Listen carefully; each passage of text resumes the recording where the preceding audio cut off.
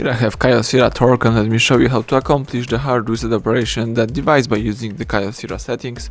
So at the very beginning, let's unlock the screen, tap apps icon. Here you need to find and select the settings, so let me do it.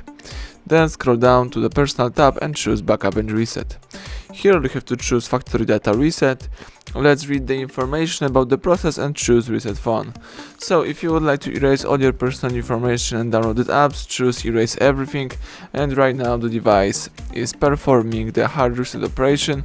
So the KYOCERA is erasing all personal stuff from your device. Let's just be patient and wait until the whole operation will be completed successfully.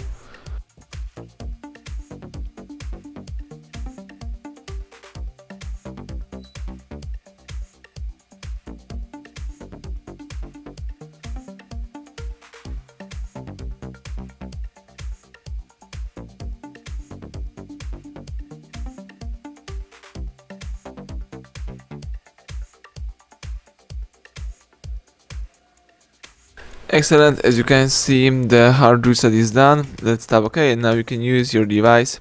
So thank you for watching. Please subscribe our channel and leave thumbs up under the video.